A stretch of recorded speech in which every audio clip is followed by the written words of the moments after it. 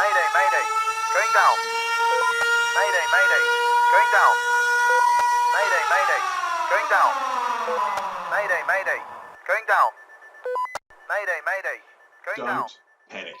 Welcome to presentation 7, Don't Waste a Good Recession. Mayday, the 1st of May 2020. I don't know about you, I was surprised at how fast April went, especially compared to March 2020, which was one of the longest years of my life. And I think that's reflective of the transition in my business from that initial respond phase when we were faced with the pandemic, the lockdown, the economic fallout, into the planning phase, having the headspace and the financial security to be able to start looking forward for the future of what I want to create in my business, the opportunity that a recession creates, which is the theme, of course, of Don't Waste a Good Recession. So a useful way to start this week's presentation is to ask yourself how April felt to you, especially in comparison to March. Was it much faster? Was it the same? Was it even slower? And that might give you an indication of how fast you and your business are moving through this. We all move through these at our own pace. Thank you again to all of those people who have liked and subscribed the Facebook group, on YouTube, on Spotify and other podcasting platforms, and those who've signed up for the mailing list at jacobaldridge.com. My intention is not just to give you one or two little bits of insight that you can run with. It's to really upskill your strategic capability as a business owner and a business leader. And that means integrating a number of these concepts over time. Of course, some will be more relevant to you than others. I appreciate your feedback and questions to keep us focused. Later in this episode, I'm actually going to jump in and discuss a special offer that I'm making available. This is an opportunity to bring me into your business at no charge to you. And for many of you who have been watching all 7 presentations now, you've seen a lot of the content. And so I also wanted to answer some questions around the process of how small to medium-sized business owners can work with me now or at some future point when that becomes most relevant. Let's jump into our starting meditation.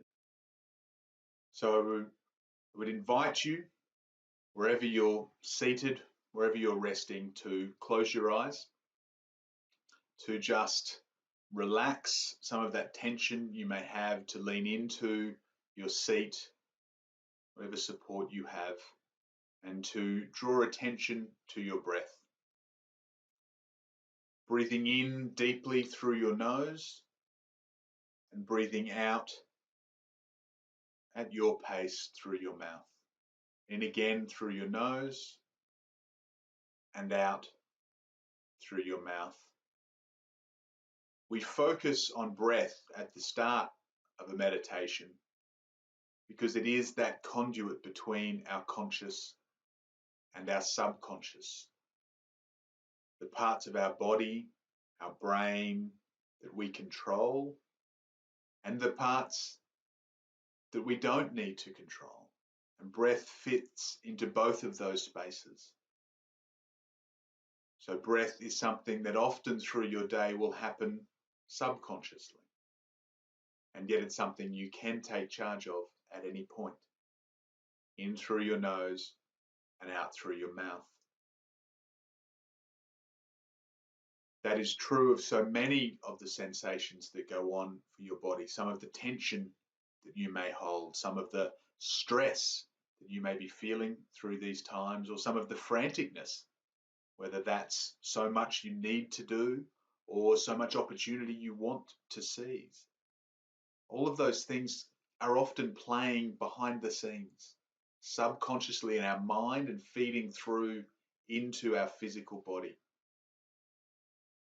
And by taking charge of our breath, breathing in through the nose and out through the mouth, we open the gateway between the two to check in quickly, as we're doing here, or over a longer period at your own pace when it suits you as part of your regular meditation routine, to just see where there might be some tension, where there might be some uncertainty, some pressure, where your brain maybe is creating stories about what's going on for you physically, instead of just acknowledging some of those feelings, physical and emotional, not buying into them, not accepting those stories, and where that's a sensation you don't want to be experiencing, just remembering, like those clouds across the sky, that they will move and that we can involve ourselves in moving them sometimes. Not by fighting them, not by diving deep into them, sometimes as simply as connecting with our breath, breathing in through our nose, and as we breathe out through our mouth, breathing out all of that tension, that uncertainty, those stories. We'll do that 2 more times. In through your nose, deep breath out through your mouth. One last deep inhalation. And as you breathe out, I invite you to press the palms of your hands together, open your eyes, and join us grounded, present, and focused for this week's presentation. The economic snapshot for May Day, the 1st of May 2020. We start with active coronavirus cases. On one degree, it's a little bit more of the same from last week. If we break down some of those numbers, we are seeing a slowing. The UK, the US, and globally, while active coronavirus cases are all up again this week, they are up by a smaller number than previous weeks, and that is something to be grateful for. A reminder that we're looking at active coronavirus cases. You possibly saw the headlines out of the US this week that total cases, including those who have recovered in the USA, have now exceeded 1 million people.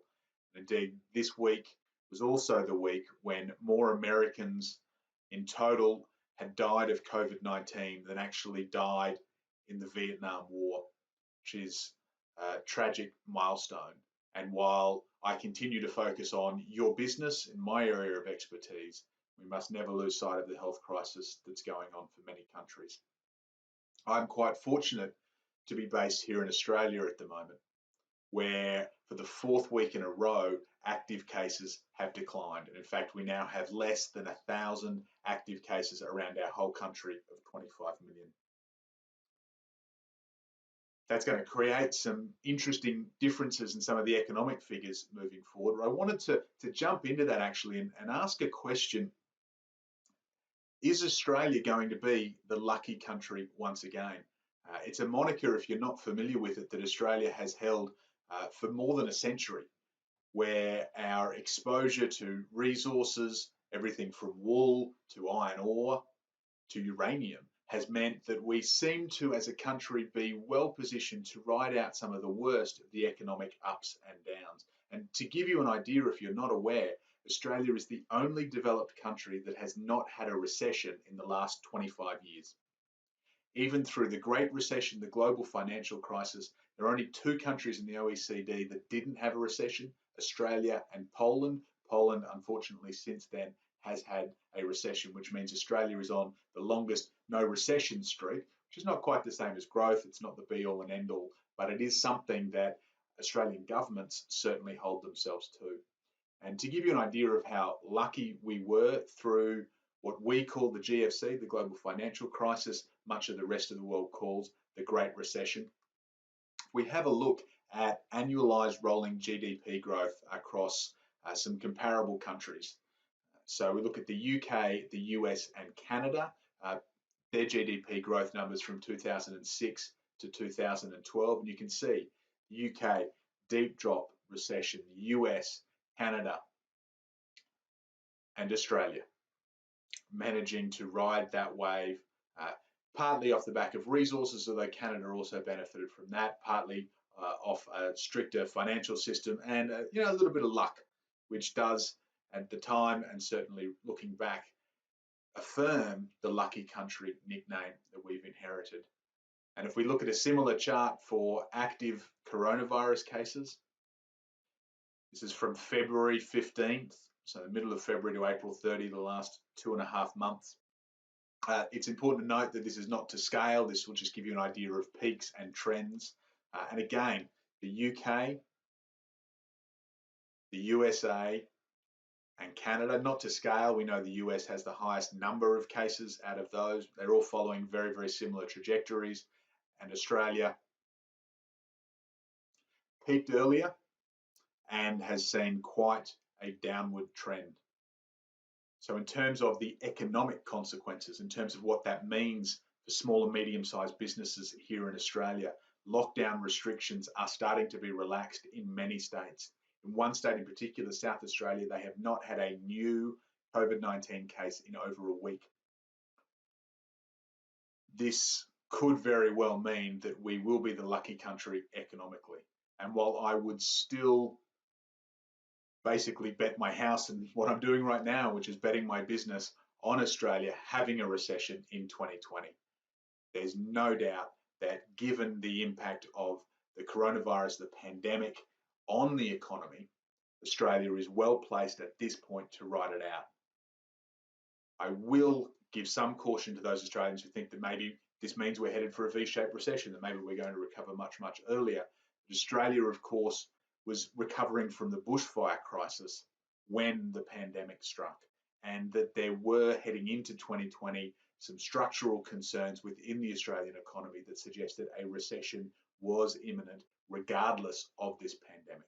So even though those figures are great from a health crisis, and that probably means good things for us economically, it certainly doesn't mean that we're out of the woods. Looking at the rest of the economic snapshot, those three markets that we're using as indicators, the FTSE, the Dow Jones Industrial, and the ASX 200 were all up this week between 3 and 6%. Remember that markets are a forward indicator. If they're up, that means there's some kind of consensus that things will get better sooner, they will get better faster moving forward, and not necessarily looking at some of the data that is retrospective. Why do they think that things are possibly looking up? Who knows? I report, you decide. No new unemployment figures this week, but the big, which is there in red, was that the US GDP growth numbers for the March quarter were released. The consensus among economists, those in the dismal science, was that the US economy would contract by 4% in the quarter. Actual figures were a larger than expected contraction, negative GDP growth, that wonderful oxymoronic phrase that I love, negative 4.8%. And in doing so, the US has actually ended the longest period of expansion in the country's history, dating back to early in the Obama administration, the dying days of the Great Recession, the global financial crisis. Quarter after quarter of GDP growth has finally, in a cyclical sense, as expected, come to an end. That is also the steepest contraction since the last quarter of 2008, since the depth of the global financial crisis. The Australian figures, I believe, will be out for our next presentation, which means we're going to get an idea of the March quarter. So not some of those April figures when the coronavirus cases were declining in Australia. We'll get the March quarter, which includes the early stages of this pandemic, and also in Australia, the bushfires. So it'll be very, very interesting to see how we compare with the US. Your priorities for this week, and we're really talking in Don't Waste a Good Recession presentations about that transition from the respond phase to the plan phase. And are you ready? Are you ready to transition? If you're not sure whether you've fully done the respond phase yet, presentation 6 from last week has a good run through of all the signs that you are in the planning phase, you're at the end of the respond phase, some key metrics in your business and your headspace. Presentation 5 from 2 weeks ago has a review of all the respond phase priorities up to that point. So if your financial figures haven't yet flattened, if your mindset is still very much short term, that's a good indication that you're still in the respond phase. Go back to presentation 5, look at all those priorities, see what things there are that maybe will help your business. And I'm really mindful that I'm living in Australia in 2020. As we've seen, lockdown is starting to open up. We certainly haven't been as severely hit as the UK, the US, and many other countries, which means that our businesses, including mine, are shifting into that plan phase a little bit faster. Different industries too are having some of these different challenges. And while some are thriving, I'm particularly mindful that there are other businesses in some industries that are still in a forced lockdown or a forced go slow. And for those businesses, you won't be able to fully deal with the respond phase until you are allowed to reopen. It's only once you are reopened, which I hope happens for you very soon, that you will be able to properly assess the impact of everything on your business as normal. If this is the first presentation you're tuning in, or just as a refresher for those of you who are tuning in every week, the critical thing, as I flagged at the outset, is that my intention is to upskill some of your strategic capability. I want you to be able to start connecting some of these different conversations, strategic frameworks and tools that I'm having. I don't want you to be having to tune in or having to talk to me to get some guidance every week. I want you to really understand how a simple level, the economy's working, your economy's working, how that fits into your business and what your business needs to do across wealth, growth, revenue, and administration. So a reminder of the economic cycle, the ups and downs, the normal cycle that we go through, the respond phase, which is when we do drop into the first early phases of an economic downturn or a recession, which usually lasts for about 3 months. That, again, is going to depend on your industry and how your country, your region has been impacted by the pandemic. The planning phase, the length of which is determined by the shape of the recession. We're forecasting an L-shaped recession given the speed of the decline. We're expecting bouncing along the bottom for a little bit longer, and an execution, a release point in the economy in about July 2021.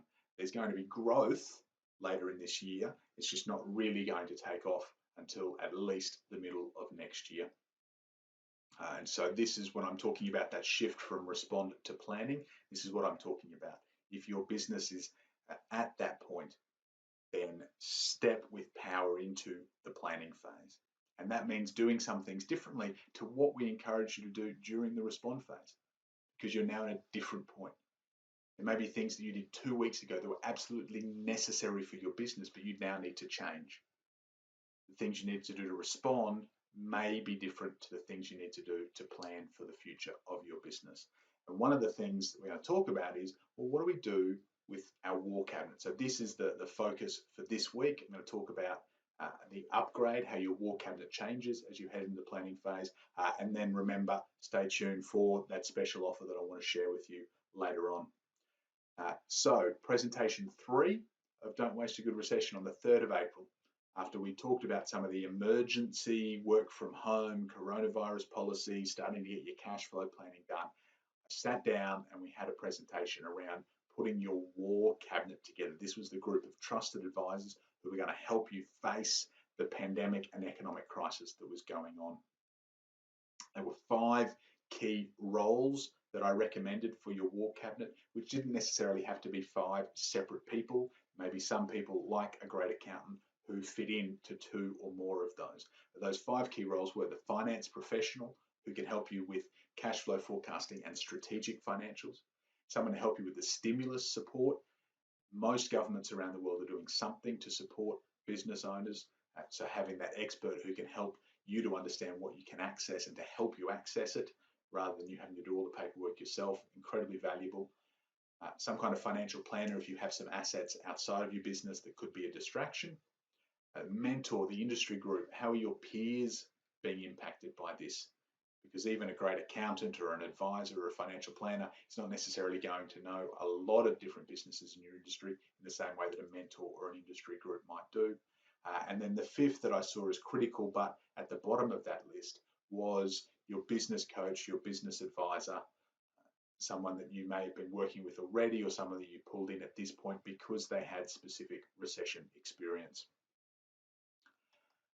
As you shift, that's the respond phase war cabinet. As you shift into the planning phase, we need to do the war cabinet part 2.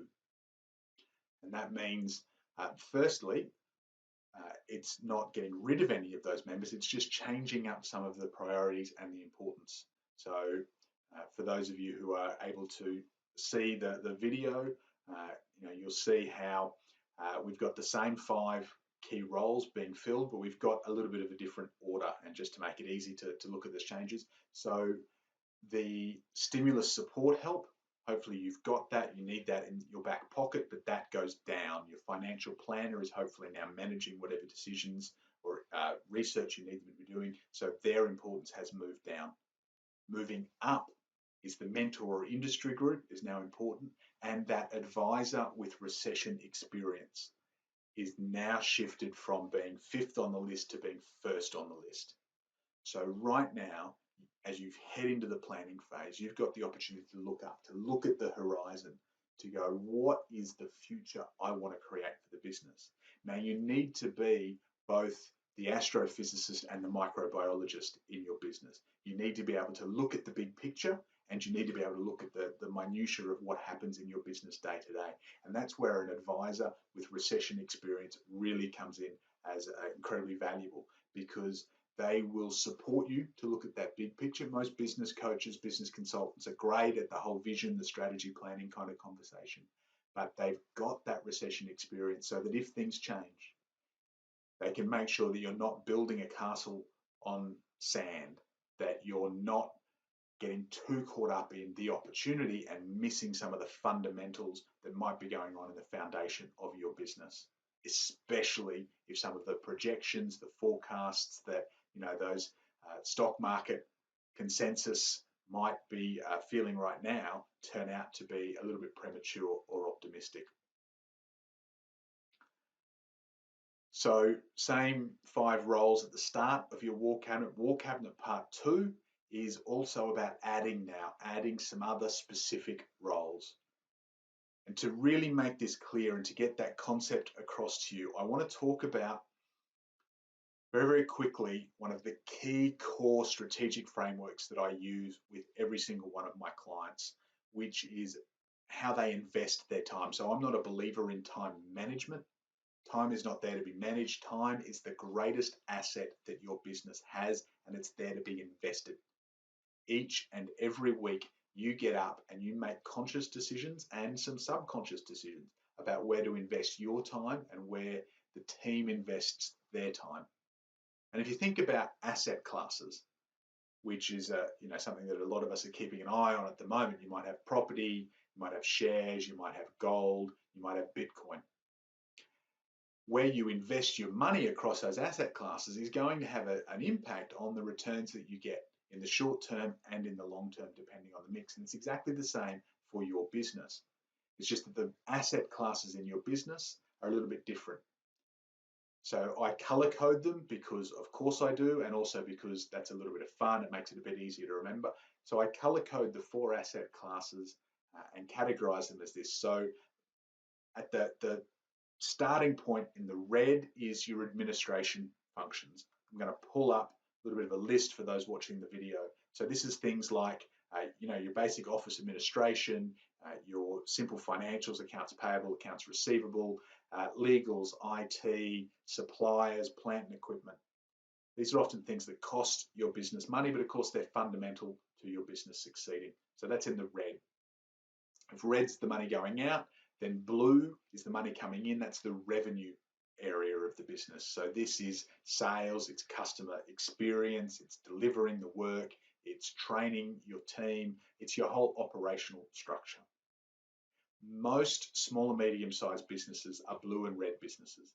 If I sat down with you and had a look at how you spend your time, if I went through all of your team and color-coded where they're investing their time every week, on average, randomly picking anyone who's watching this video or listening to us on the podcast, I would estimate that 90+% of that time would be in the red and blue. I blame accountants a little bit. An accountant will look at your profit and loss statement.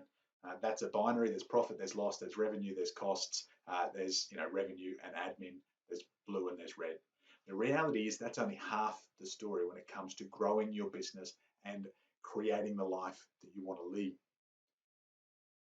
Because we've got a third color, which is green, which is growth. And this covers things like your management reporting, your growth planning and strategy, your culture, your brand, your marketing, your research and development. These are a lot of the exciting things that business owners want to do. This is the reason why you go into business, to grow the business, to have fun in some of these functions instead of getting caught up in accounts payable, accounts receivable, sales, the customer journey. And yet it doesn't take long in business for us to get pulled back into the blue and the red, and we forget that we have the opportunity in the green. And part of the reason we do the green, we do that growth, is for the fourth category, which is black, which is the wealth. So this covers vision, it covers business valuation, asset management, portfolio, and leadership. And this is the real opportunity for every business owner, is to be investing their time in the black and the green. And yes, in the early stages, you absolutely have to make sure you're doing the blue, you're bringing in the revenue. You've got to make sure that all four areas are working well and are coherent. You've got the right balance of that investment. There's no one that's more important than the others. It's getting the right balance. And that starts with you as the leader, where you're investing your time. If you're watching this video on jacobaldridge.com, I will embed 3 shorter videos, 2 to 3 minutes each, below. If you're not, then you can jump onto Google or YouTube and do a search for Blackboard Fridays episodes 7, 8, and 9. I talk about R&R. These are the R&R colors, rest and recuperation, that comes from roles and responsibilities. They'll explain those. They'll give you an exercise so you can have a look at it. The reason I wanted to spend time explaining that concept, where you're investing your time across those 4 categories, is because that's going to be something you could probably look at, you've done over the last few months of the respond phase, and what you need to shift in that regard heading into the planning phase. So the respond phase naturally pulls us back into the red and the blue. We need to just take a step back from the growth, the opportunity, the exciting things in business, and just go back to basics a little bit. Where's the cash at? Where's the cash flow forecast? How are we going with sales, clients, all of those kind of things, all the things that I've been recommending. You don't want to get caught there. You don't want to wind back the business so much that you're having to do all of that again yourself, or that's where all of your time is suddenly going. Because as we shift into the planning phase, you get an opportunity to start looking forward again, your time needs to shift, in particular to get as much out of the red as you can, and to be investing your time appropriately across the black, the green, and the blue. Specifically then, in terms of your war cabinet. So how does your war cabinet help you to do that?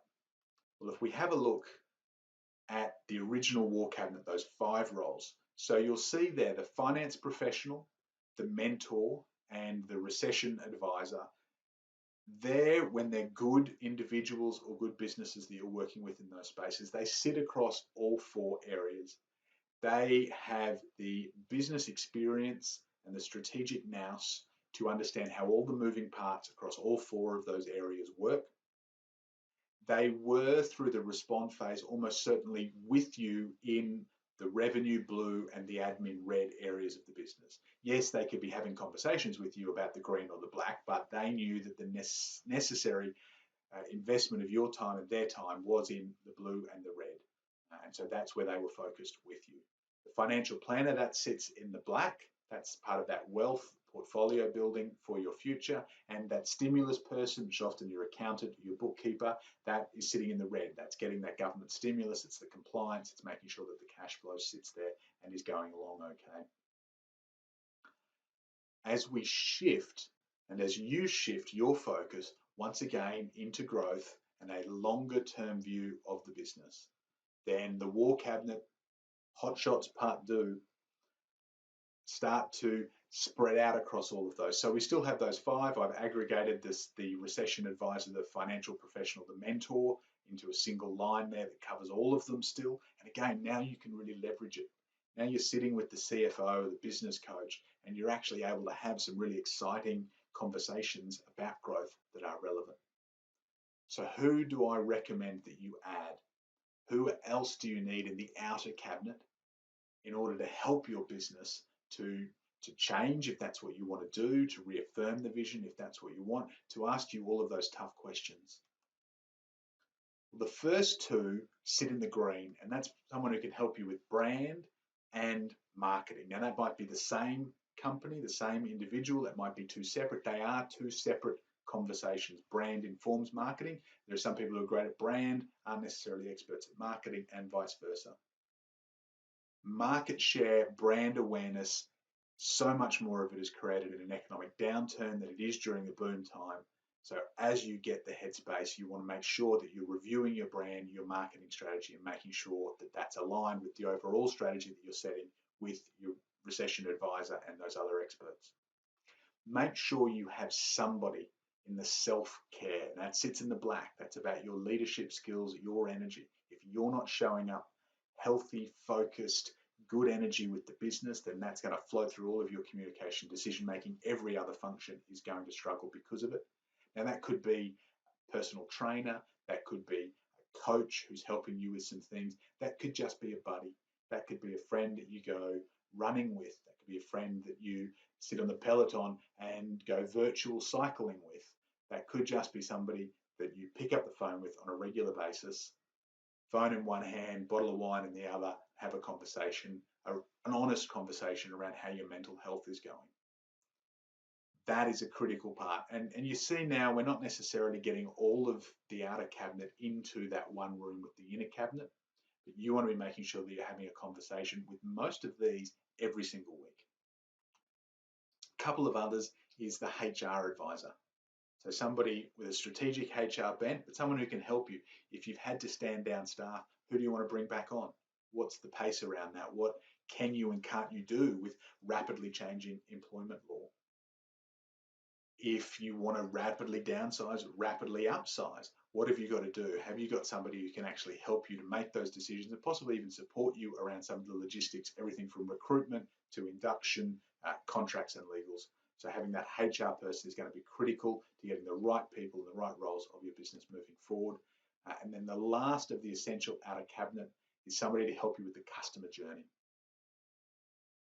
There's some things around, bigger strategy, research, development, planning you might want to be doing, but having a specialist who can come in and look at the client experience you're creating today and actually share with you how this recession is changing that on a national and global scale to help you get ahead of the curve. That is going to be one of the most valuable investments that you can make moving forward. So your inner cabinet, the recession advisor, the finance professional, the mentor, industry peers, to the extent that you need them, the financial planner for your external assets, and someone to keep you on top of the stimulus. The outer cabinet that we're adding, someone to help you with self-care, a buddy or an expert that you're investing in. People to help you with brand, with marketing, with HR, with the customer journey process that you're creating, and then some other specialists across any of those four areas as may be required. So that could be someone to help you with product R&D, it could be market research, it could be sales process, it could be learning and development functions, it could be culture, it could be valuation if you have to sell your business. Any area where you have a gap or any area where your advisors, mentors don't necessarily have the strength to be able to help you, you can gap fill those. Those ones that I have listed are the ones that I see as essential. If you don't have a name, if you don't know who to go and talk to about the customer journey, to review that within your business, talk to those inner cabinet members, talk to your accountant, your CFO, your business coach. If they don't know, again, if you're watching this on jacobaldridge.com, I will have a list of some of the ones that I recommend. There's not one size fits all. What you do need to do is find the right person for your business, which is the size of your business, the industry, perhaps, most importantly, the vision that you have. If you're a 500-person business, you want to be a 5,000-person business within the next 5 years, the support you need in all of those areas is very different from someone who has 4 people and hopes one day to get to 10. If you have any questions or want a specific recommendation, please feel free to reach out. One of the great joys I have in my role is giving out far more referrals than I actually take on clients, because there are often some of these specialists who can help in a hurry, where I, as that recession advisor, as that deep generalist, can take some time because I look at all of the moving parts. Some businesses need someone like that. When you need something quick, fast, specifically helpful, then I'm more than happy to make an introduction. And while we're talking about me, let's jump into, as promised, a little bit of that special offer that I wanted to cover off. So how can I help? How can you reach me? For those who aren't too familiar, so I bring to this conversation, bring to privately owned small and medium-sized businesses 14 years of specific experience, more than 1,000 business owners just like yourself who've attended some of my paid workshops or who have worked with me as a business coach, consultant, or trainer one-on-one. I am in Australia one of the youngest business advisors to actually have official recession experience, because I work internationally, because I lived in the UK, worked across Europe and North America during the Great Recession. I have actually gone into businesses in a recession that are struggling, that have no idea where to go forward. And on average, I've helped them grow by at least 20%. In one case, one engagement, I took a business that had struggled through the early phases of the recession. During the respond phase of the global financial crisis, they lost 2/3 of their clients in 6 weeks. They rebuilt over a period of time. They got back level. And I came in and helped them to recognize that release execution point.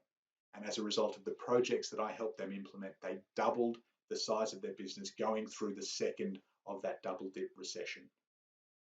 Australia hasn't had a recession since the early 90s. If your accountant, your business coach is under the age of 50 and has only worked in Australia, they haven't actually had that experience to know how a recession is so different to the GFC. How when the GDP does that in the overall economy, it's very different from the Australian chart, where it managed to bounce along lower but somewhat sustainably. So I bring some of that experience, and from the international side, I continue to work with businesses all around the world, 12 different countries, including the UK, the USA, Canada, Hong Kong, Singapore. I've worked with all of those countries in the last 12 months. And importantly, as I give in terms of the Don't Waste a Good Recession presentations every week, I'm always looking for the win-win. An abundant mindset that if I can help your business, that my business will win as well. And that means sometimes you don't have to pay. That's the special offer that I wanted to talk through. I'm going to be very, very quick with these. So the 3 ways that I'm working with businesses right now to give them an advisor with that recession experience: live events, strategic workshops, and formal business reviews. The live events is the one that is going to and already is proving to be the most popular, the most engaging. It's the quickest, it's the easiest. What are we talking about there? Formal Don't Waste a Good Recession, either keynote or workshop style presentation, either a 30 or 45-minute webinar, which if you're international and I can't come to you right now, is the way to go. In a lot of Australia, we're still in some form of lockdown, so that's the best that we can do. I have also prepared the 90-minute, hour and a half long version for when we can do these again in person, when we can actually get your clients, your team into a room and run a much more engaging and interactive presentation. So I'm doing these internally and externally, and that's where the opportunity is to bring me into your business at no charge. So if you want to run a Don't Waste a Good Recession webinar, or when relevant in-person event for your clients, if you want me to partner up with you so that we can run a positive and practical presentation that your clients are going to love, then I'm more than happy to come in and do that absolutely free of charge. And if you need help with the technology, that I've got a decade of experience running these kind of events virtually, I'm more than happy to help bring my team to help you with some of those logistics. Now, at this point, doing those at no cost, I can only fit 10 of those presentations in. That's not limited to any country. This week I delivered a presentation that had people everywhere from Canada to New Zealand in the audience, time zones, things that we can work around. Everything is possible. So wherever you are in the world, we can tailor a specific message. We can get some of your country's economics in there. We can make that as valuable as we possibly can. My only caveat on those free presentations is they must be free to your clients. So if you're someone who runs paid events, if you often have people pay to come to your events and you're looking for someone to help, I'm not going to do that free, but I'm more than happy to do that, a joint venture or a profit share kind of arrangement. I'm looking to give to businesses who want to give on to their clients and to help them at a very uncertain time and getting through this crisis. Now, if you want something a little bit more specific, there's the options on that previous page to come in and run a workshop for your team. most business owners that I'm talking to who are beginning to shift into the plan phase, they're not necessarily looking for something a light touch. They're not necessarily jumping in and wanting a detailed ongoing coaching or consulting relationship just yet, but they want some guidance. They want to be able to sit down with somebody who can help them have a look at what's going on and make some key decisions. So this is the strategy workshop that I'm running, very broadly talking about gloom to tune to boom. Are you recession ready? Are you ready to take some of that uncertainty, to look at your business? How do you fine tune it so that you can bloom and boom in the short term, and certainly once we head into that economic upswing? Those are always a bespoke agenda. I sit down with a business owner beforehand to get the agenda as tight and focused as possible to get you your outcomes, whether you're looking to do a half-day workshop, a full-day workshop, or you want to do a corporate retreat or a multi-day off-site kind of event with the whole leadership team. We can tailor the agenda to cover all of those. And then there's always the follow-up session as well, which can be as brief as you want.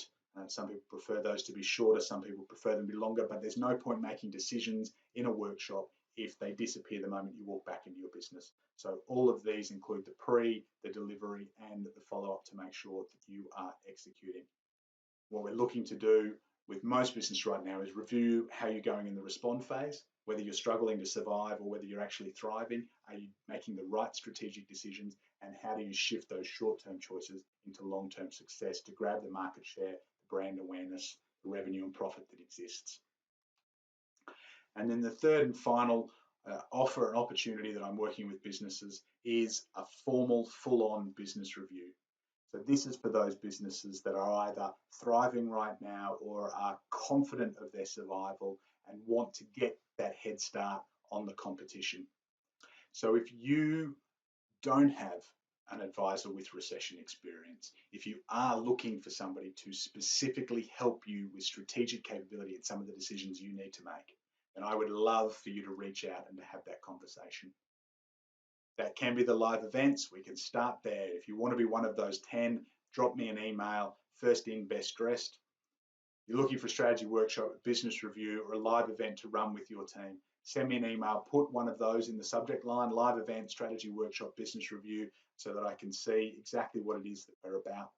And that's a no commitment kind of thing. Start a conversation, and you will only ever be invoiced by me when you know that there is great value to be received.